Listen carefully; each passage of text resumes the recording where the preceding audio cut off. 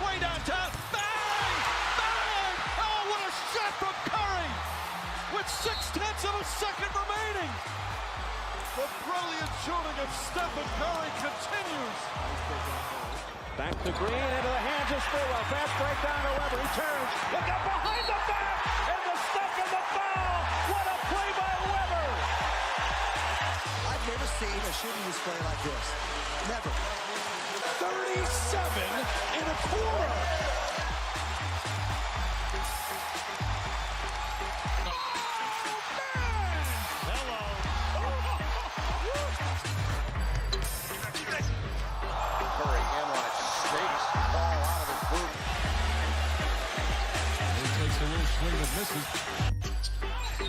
Curry splits the defense behind the back. Fires a three. Oh, he puts it in. Spectacular move. That could be the greatest move I've ever seen. Here's Curry for the record. It's good. There it is.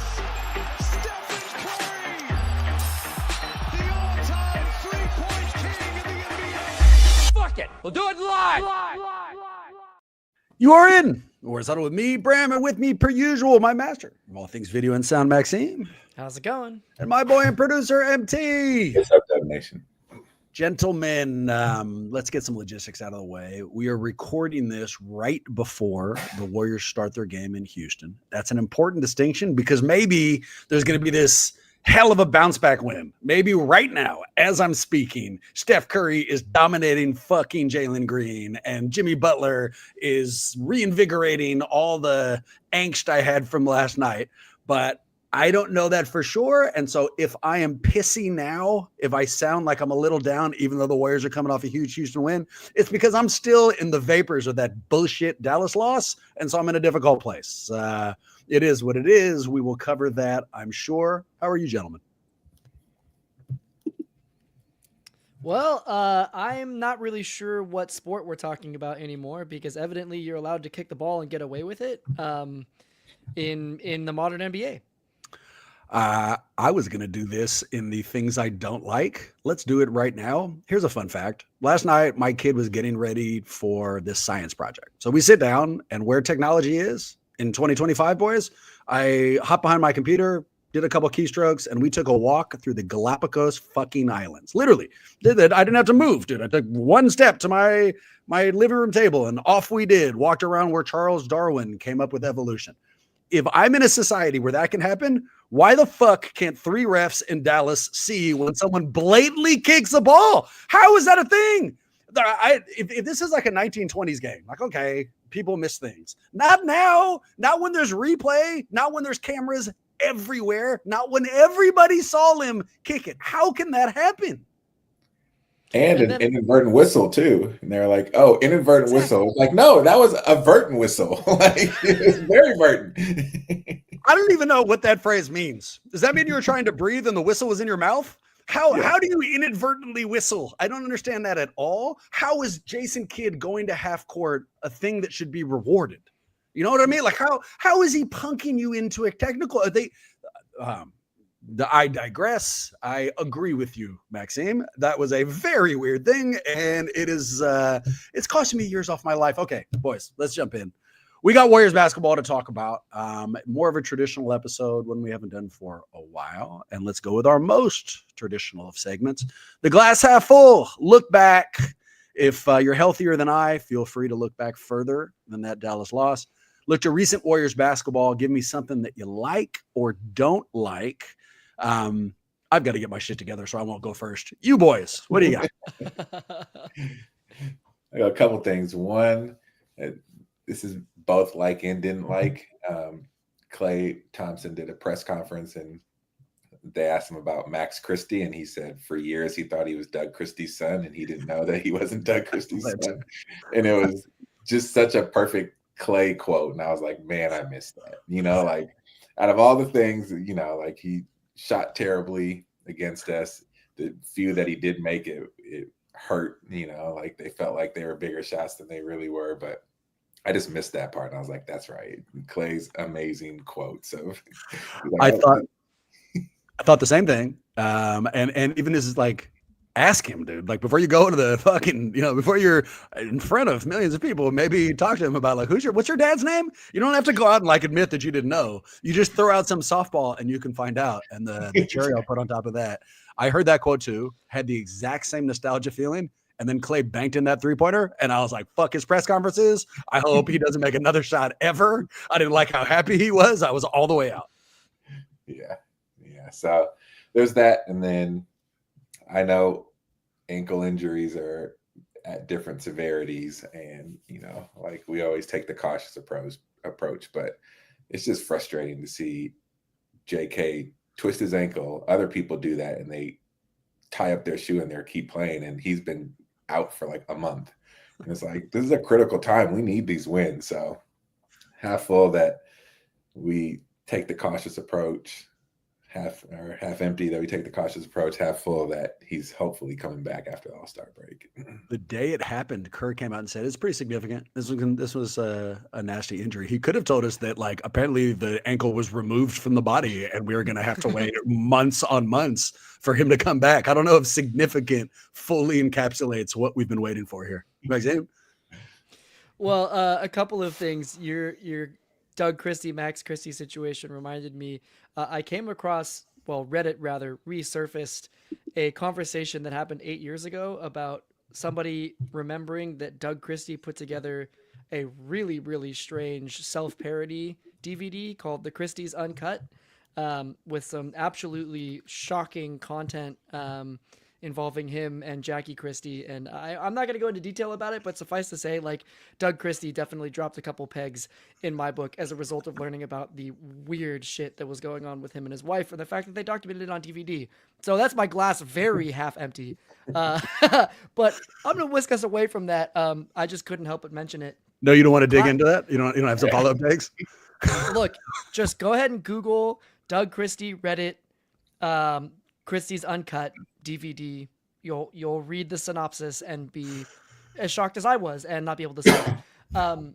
So was that the stuff where like he wasn't allowed to like look at other women in the stands or talk to them or stuff like that? So that's what makes it very clear that Jackie is running the show there. Yeah. Exactly. Yeah, she would follow him from town to town to like keep tabs on him. And anyways, but then they went on to raise Max Christie. So I mean, everything worked out fine. I don't know what you guys are giving him shit about. They're very clearly bullshit. It did not, because I do not want to see him fucking torching us again. I'll take it glass half full. Obviously, I'm very frustrated with a couple of horrendous foul calls. If you have an inadvertent whistle, how did we not have possession anyways? Why are they giving the ball to Dallas? It felt like one of the most egregious plays for Dallas to win the spread somehow. Regardless, the point I wanted to bring up, the glass half full, in spite of Jimmy taking the offensive foul on a really critical moment at the end of that Dallas game, I'm really excited about the early the early Jimmy Butler returns. I'm excited because he's talking about Jonathan Kuminga as somebody that seems like there's a lot of mutual respect, a lot of mutual admiration. That's really fantastic because in some ways they could be sort of positionally overlapping, and instead it seems like he's going to take him under his wing in a way that I think could be really valuable. It's a new voice in the locker room that is nonetheless super hardworking, and I think it's a great opportunity. And then on the court, the thing that I noticed that I'm super excited about, the way Jimmy collapses the defense in the paint under the hoop is something that I don't really think I've ever seen before. Obviously, Kevin Durant had huge gravity from the mid-range and could pull people in and was a nice finisher in his own right. But this is something really new where you're seeing like multiple bodies on Jimmy right under the hoop, allowing him to kick it out to an array of three-point shooters on the perimeter. It's a really fun look to have these two bodies from a gravitational perspective playing off of each other in Steph and Jimmy. And I think this is actually an even better fit than we would have thought when we first started having the conversation, because you have a totally bought in Jimmy doing the hard work, being able to be admittedly a foul merchant, which is not my favorite type of basketball, but nonetheless to draw defenders into the paint. It's a really, really exciting dynamic, and one that I'm not used to seeing in the Steph Curry era. Let's see. In no particular order, one last mistaken father take, and this has more to do with marriage than anything else. But John Bernthal, is that actor's name anything to you guys? He was in The Walking Dead. He played the Punisher on the Netflix series. If you saw him, you'd recognize him immediately. I was watching some movie with my wife the other day. There's an actor named Fred Ward who, as I was watching it, I decided, one, he looks a lot like John Bernthal, two, just about the right age to be his dad, and fired out for no reason at all. Oh, it's John Bernthal's. That's John Bernthal's father. And Erica, my wife, looks over and is like, no, it's not. And for God knows what reason, I put my foot down. I was like, yes, it is. A very obvious. And there's a thing called Google that immediately made me look like an asshole. So careful on the father assumptions. Okay, things I like and don't. Yeah, perfect example. Both. The honeymoon period between Steph and Jimmy, I was loving. It's loving. Those quotes afterwards, Steph's a lion. Jimmy does everything we need him to do. We're the perfect complement. I dominate on the outside. He dominates on the inside. All the things we were all feeling. I loved it, which is what made yesterday so hard. The Mavs are fucking everybody's hurt. It's a surefire win. And we threw away some of that goodwill. But honeymoon period, I liked. Another thing I like. Grit at the end of games. This season and last season too was defined by games where they were throwing leads away and you knew they were not only going to lose, they were going to lose easily. There was not going to be any fight. They were going to lay down in the last 5 minutes and off it went. That era seems to be over. Chicago, they were down 24. They flip it, win by 20. Last night, I've told you how frustrated I was, but it wasn't a fightless loss. They were down 13 or 12 and came screaming back to take the lead. So I like the grit this team has and the fight they're currently showing. Things I don't. Hubris losses. What are we doing starting the game shooting three-pointers against a team that doesn't have any centers?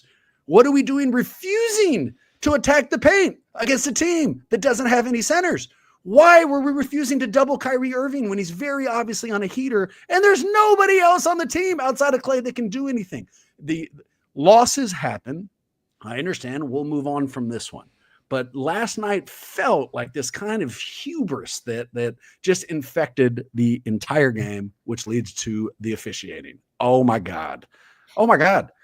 So we talked about the kickball. I won't jump back down this hole, but just a frustrating series of calls. I'll ask this one. Block or charge? How'd you guys read that? What should have happened on that Jimmy Butler call? I mean, he moved his foot, right? Like, I think if we're reading a textbook definition, that's a blocking foul. But okay, maybe like he was in position and sometimes you have a little bit of a shift, but didn't the exact same thing not get called on the other end like 2 minutes before that? So what the fuck? If we're gonna call that a charge, at least be consistent. Felt like a blatant no call.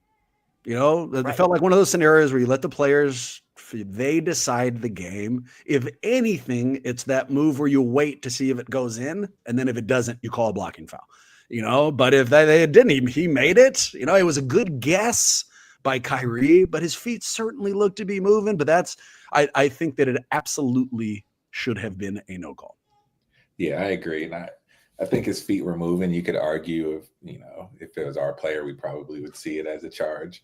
But I think Maxime's point of not a few plays earlier, they did not call that on Draymond when he took the charge. So if you're not going to call that then you can't call it in that situation. Like, it's got to be both ways. And that was the frustrating part for me is just seeing it wasn't balanced, like what was allowed on one side wasn't allowed on the other. And, there's holding Jimmy right in front of, our bench, which is what Kerr got the tech for. There's that drive that Steph obviously got clobbered. And, it's frustrating when it's not consistent. If you're going to let them play and let it be a physical game, fine. But you can't back out of that at a crucial moment like that. It's got to be both sides. As far as uneven approach, here's something I guess I don't like how hypocritical I am. So rewind it multiple times into this microphone. I've told you I hate watching James Harden play. It slows down the game. I hate free throws. I can't stand it. More recently, SGA, can't stand it. Watch my social media. I've said a bunch of things like great player, but I hate watching him just try to get to the line. Turns out that's not true. I love watching Jimmy Butler try to get to the line. So it's not that I don't like watching foul merchants. It's that I don't like watching foul merchants on other teams. So to make this something I do like, I like easy offense. I liked watching Jimmy get to the goddamn line. I like that feel, man. I'll put it a different way.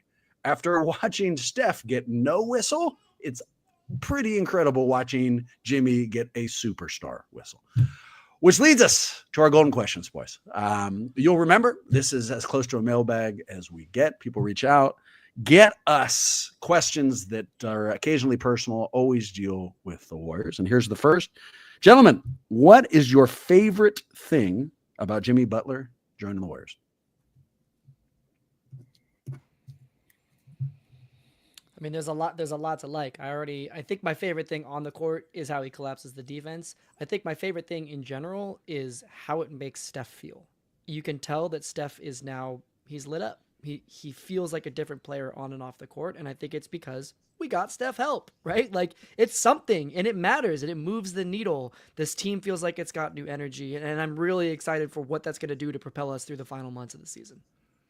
Stealing this take. Go ahead, MJ. I was going to say, no, comment on that before. Well, I got a different take, but I'll throw it in here nonetheless. I'm stealing Jeff Teague's take on this. I'm paraphrasing it. All right. But he points out a few things. Jeff Teague points out one, on all the dominant Warriors teams, there was a point forward. He talks about Andre Iguodala, but you can bring it back further than that. David West played that role. Sean Livingston, to a degree, played that role. We've had a lot of them. All right.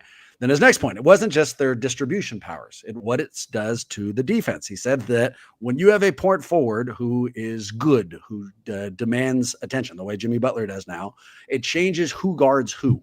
So now if you've got a point forward who's competent, the shooting guard or small forward of that opposing team has to guard them, leaving the point guards, generally speaking, on Steph. Point number 3, point guards don't like to go through screens. Jeff Teague said, like, when we did training camps, before the season started, when we did the fight through screen work, the point guards would be off the side shooting. That's not even a thing they did. That's not, and that makes sense. They're not big physical players. Put them together. What does Steph do offensively? Runs through a million screens. That's what he's doing constantly. He's running left and right, baseline, everywhere. If having a point forward puts somebody on Steph who doesn't like going through screens, huge advantage. And we're seeing that, where his shots were coming a little easier. Not so much true last night, but in the 4 games leading up to last night, Steph had 30 in each of them. But in the 2 that Jimmy played, he took less than 20 shots. In the 2 before those, he was in the, 25, 30 shots. What you're talking about there is efficiency. What you're talking about there is shot quality. What you're talking about there is a point forward. So I really like what he's added to this. So shout out to Jeff Teague for giving me a great take. Nice. And I'll just add, I like that he adds somebody who cares and is passionate about winning. Like Wiggs was a tough loss, and I hated to see him go. It was frustrating at times because it didn't always seem like he cared. Like he was just somebody who was talented enough to be in the NBA, but didn't have a passion for the game. Whether that's right or wrong, it's just optically what it looked like. You don't ever get that from Jimmy. You can tell that he cares. And I like that he's willing.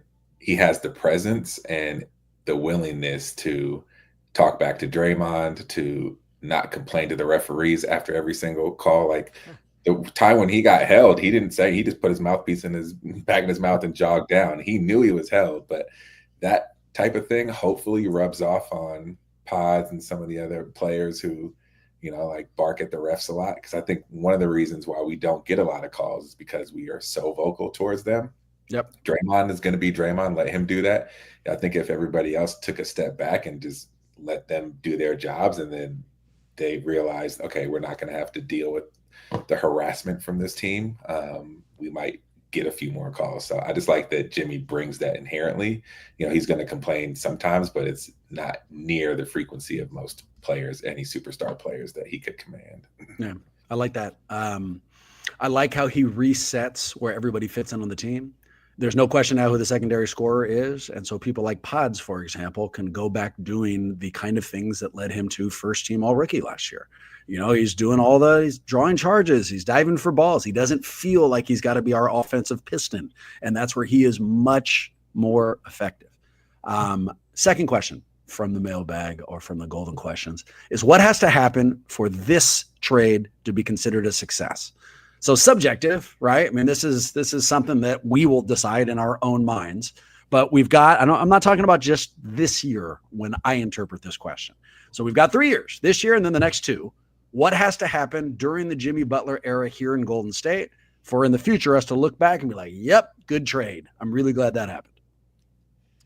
Realistically, I Western Conference Finals, and I want that to be an appropriately high bar, because you said the next 3 years. That's a huge amount of money that we're spending on this guy, which means that we're going to be capped for the rest of the roster. So if we're betting this much on one person, he needs to show up and drag us, I mean, with Steph, right, and with Draymond, to at least a Western Conference Finals berth at some point in the next 3 seasons. You agree with that, MC? No, I'm going to aim a little lower. I think it's successful if we earn a top 6 playoff spot. We're out of the play-in. We're in the playoffs, but not in the play-in every season. I think the West is still stacked. There's a lot of talent in there, and as good as Jimmy Butler is, I don't think he moves the needle to put us into the top 4. And it's a toss-up for spots 5 and 6, but it would be a success if we could be considered a lock for one of the top 6 spots in the playoffs every year. You don't think they've got to win one series?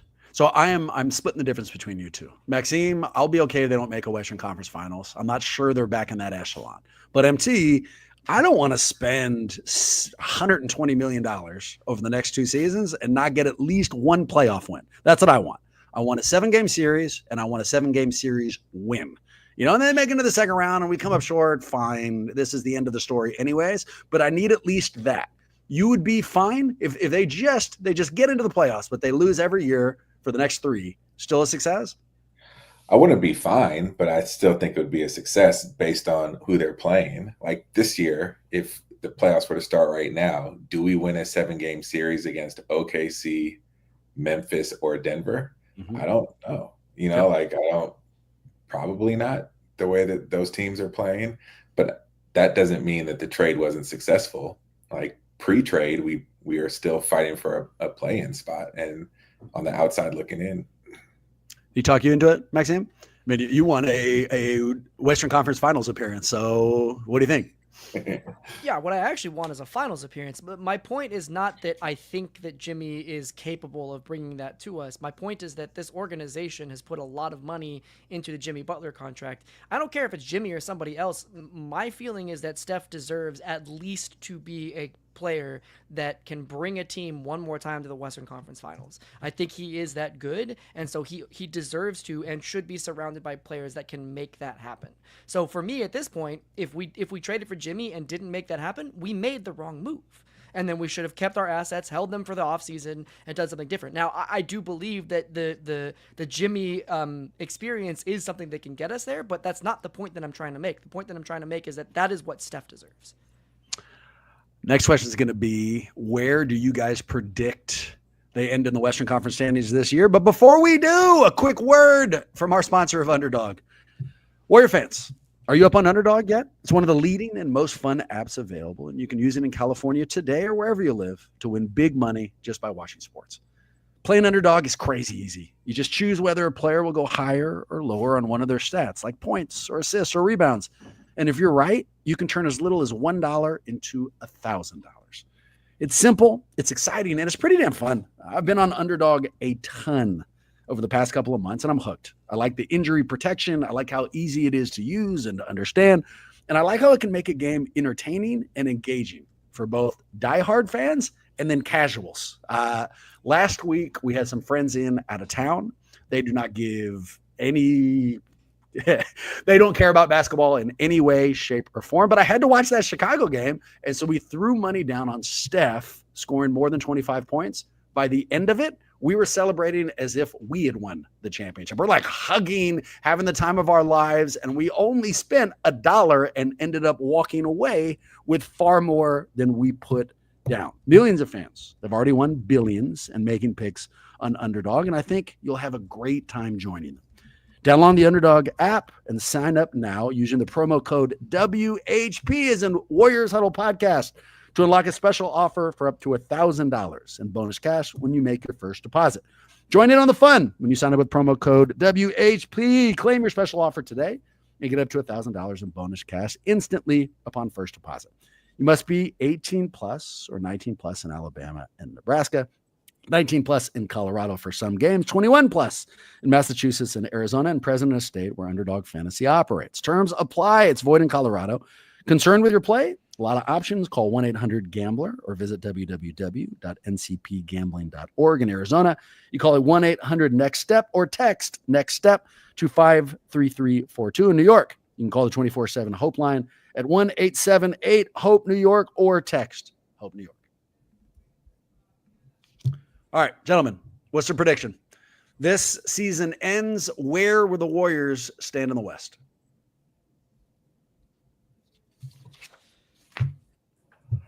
I'm gonna agree with Docnack. Sorry if I'm butchering your name, but in the comments he said 7th seed, and that's because JK is the missing piece. Yep. I agree. I think JK is the missing piece. I think a starting lineup of Steph, Jimmy, JK, Draymond, and Loon will be our new death lineup, so to speak. I think that gives us the best chance to win, and I think we go into the playoff or play-in games and win, and then we have a tough series against Memphis. And I don't know. I don't want to talk about if that'll happen or not. I'm trying not to be impacted by last night. I'm so recency biased, hyperbolic anger, like all of that. And so I'm going to agree with you, MT, 7th. I think because last night, if you had talked to me before they tipped the ball, I would have told you 5th. Like I was all the way in. I was drinking Kool-Aid. If you talked to me right after they had lost, I would have told you 11th, that these guys aren't serious and too much hubris and all of that. So I'm trying to take a more measured approach. Right now, they are 10th at 27-27. They are 2.5 games out of that 7th slot behind the Timberwolves. To give you a sense how close everything is, they're only in fact, I'm sorry, they are 1.5 games out of the 7th slot and only 2.5 games out of that 6th slot. So it's not like there's a huge hill to climb. All the teams they needed to lose lost last night, along with us. So I'm still optimistic. I'll say 7th. Yeah, I mean, there's I think the ceiling is 5th. I think I want to be a little bit more optimistic. Yes, last night dampened it a little bit, but I'm gonna say we actually avoid the play-in and get all the way up to that 6th spot. I love it. We'll find out. Here's the most important question we're going to ask. What's the appropriate way, the good way to take a bad loss? Okay. Quick story. Watching the game last night.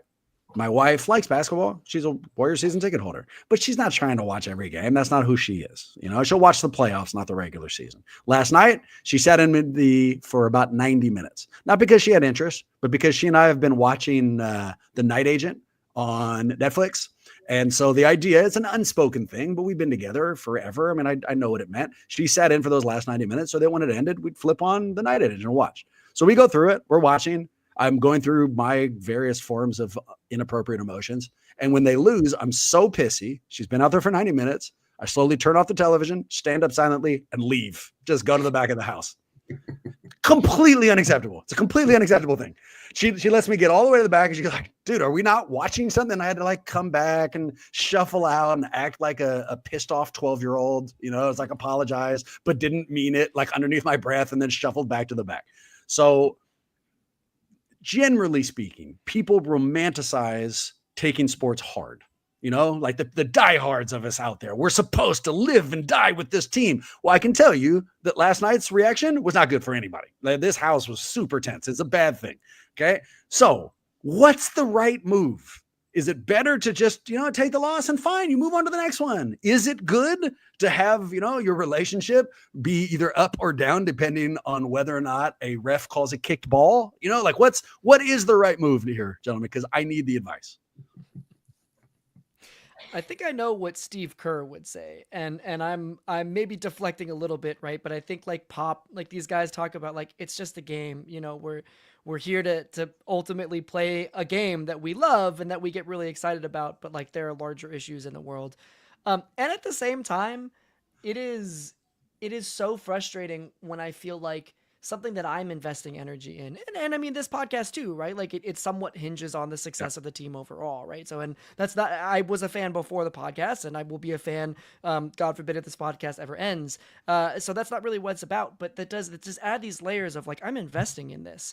And that's why I take it personally when, oh, by the way, on that note, the Kyrie Irving rip through thing, I don't understand what everybody's freaking out about. It's obvious that he was trying to do the Rick Barry granny shot because, you know, you start from that far back and he was ready to fling it up. That was obviously 3 shots that he deserved. No, fuck those refs. I'm still very mad about that game. But overall, I think, you know, you got to somehow find a balance. That's what Steve Kerr would say, and I'm still clearly very upset about the loss. We should edit in a shot of Steve Kerr exploding a clipboard right now while coaching a team, you know, because he's not always taking things super well. And I mean, because that makes sense to me, right? This is a television show. We watched the finale of The Night Agent. Okay, mediocre, fine. You know, it wasn't as good as I thought it was going to be. You know what I didn't do? Throw a temper tantrum afterwards. There wasn't any impact. I wasn't super pissy. I didn't think about it. I didn't like wake up in the morning and be like, fucking Night Agent didn't finish how it should have. But I did feel that about the Warriors. So MT, what's your advice, dude? Back off? Like what's the right way? I don't know what the right way is. I'm sorry, that's a terrible answer, but it's not comparable to The Night Agent because you don't do a podcast about The Night Agent and you don't pay season tickets to The Night Agent, you know, every season. So you're invested in this in a different way. And with that comes, in my opinion, the defense to take it a little harder than an average fan would or most people.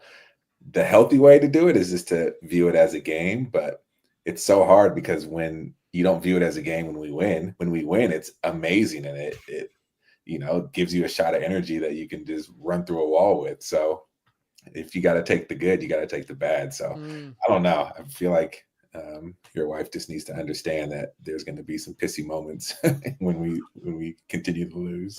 Oh, she wasn't shocked. No, that's not the first time. On my walk back to the back of the house, I had to pass the dent in the wall that's there from my phone hitting the wall from, you know, the Memphis loss like 4 or 5 years ago. So like, no, you know, we've explored these emotions in the house before. I think you're right. Like the next time you see me, you know what I will not be wearing? A Night Agent hat. You know what I mean? Like the way that we represent our teams and how we interact with this is a different thing than we interact with any other form of entertainment. And you're also right. It's that vulnerability that makes it great. You know, it's risking this emotion that when they play well, you get to walk away with the happiness. Although I can tell you that I don't experience the happiness, the highs are nowhere near as low as the lows. Like it's not a commensurate thing. Like this is shortening my life, not lengthening it. So let's see if I could somehow step out of the magic button question. If I could press a button and care less, fuck boys, I think I would. I think I would. I mean, maybe like a little bit less, you know, maybe like I could stay out there and watch it and not talk. Everyone would know I was upset, but I didn't have to leave the room after the loss less. I think that's how I'd like to experience it. That makes sense. I mean, you're somebody that cares about their family. I don't think that this is something that you want to be doing. So I get it. Fair enough. Last question, prediction. So people who are listening to this already know its answer, right? But the Warriors are in Houston right now. They have telegraphed how important it is to them. After last night, Kerr came out and said, good chance nobody plays. The way that this back-to-back is set, it's an early game. We're not leaving till real late. That's not good for our older guys' bodies. They might sit. And then pretty early today, the report was, no, they are all playing. So they care. This is a game where they've now circled. Mike Dunleavy was on the radio today and said that last night's loss was basically like 2 losses. So he was taking it hard too. All precursor to what happens tonight. What's the guess? Yeah, I think we win pretty decidedly. I mean, Houston is nice, but also Fred VanVleet is out, and so is Tari Eason, who is maybe the Embiid 2-hour Jokic. She just ducks every single opportunity to play us. So like talk your shit on the court, bro. I do think that we win handily. I mean, I'm excited to watch Amon Thompson. I think it's going to be a great game from him. He's definitely one of the rising stars in the league, but that's not going to be enough to take down a vengeful Golden State team. MT? Yeah, I think we win as well. I don't think it's handily. I think we jump out to a lead and look like we're going to win handily, and then Houston creeps back in at the end, but we hold on. Here's what I think. I don't care. It's not a big deal. I mean, whatever, dude, it's fine. You know what I mean? I'll watch some Netflix and chill afterwards. I mean, Go watch the Night Agent. Yeah, that's exactly right. Maybe I'll watch the finale again. Maybe I miss some strokes that like went over my head or something. I think they win. I hope they win. I hope they win for my mental sanity. I hope they win for Warriors fans everywhere. And I would love to go into this All-Star break with a little momentum. We just did a full episode right before the All-Star break in San Francisco without mentioning the words All-Star or break. So by like podcast law, I have to ask you boys at least one question about it. So it'll be this new setup, right? They're doing the tournament thing, which I don't even totally understand. I mean, like, I understand how tournaments work and I understand that there's multiple teams. I don't understand. Are they playing multiple games on Sunday? Like, the logistics of it, I don't totally get, but the newness, MT, because Maxime and I think explored this a little bit. What do you think, dude? Do you like this idea? I like the idea of trying to do something different to make it mean more and more engaging. Like it, for a while, the dunk contest was the only thing that you really cared about, and now that you don't really care about that. And now, if you're waiting for the 3-point contest to be the key attraction, I think you're in trouble. So I like that they're trying something, but I don't like that this removes the heater that some of the players went on. When Steph did that half-court shot and turned around before, right after he let it go, that kind of moment probably isn't allowed to happen in this format. Yeah. Because the players don't see Steph on a heater and, all agree to let him keep going on it. So that's the downside of it, but I appreciate they're trying to do something, because as it is right now, it's an unwatchable part of an unwatchable product. I'll give them credit for adding the young team into the 3-person tournament. Not because I want to watch this draft class play anymore, or that's the basketball I'm interested in, but what they need to manufacture is effort. That's the problem they're having. It's like the stars on the game on Sunday, all of us are very interested in watching play against each other. They just aren't interested in playing on that day. No one's given any effort at all. And so the idea of knowing the young guys will care and the old guys won't want to lose to the young guys, you're manufacturing effort. Credit there. So we'll see. We'll see how this plays out. If it ends up being a game where the world's greatest players give a fuck as they're playing against each other, let's go. I like the idea. If it goes back to just gimmicky ridiculousness, and it's 150 to 148 and still nobody cares, they've run out of options. Because I think that's what we said last time, Maxime, was change is good, but you better nail it, because if you're changing frequently all the time, you're just going to lose everyone's interest. It's you're doing too much. All right. With that in mind, go Warriors. Hopefully they're winning right now and we'll be in a better mental space the next time we see you guys. We appreciate you. Hop up on YouTube, subscribe, look on social media. We're there too, and go Warriors.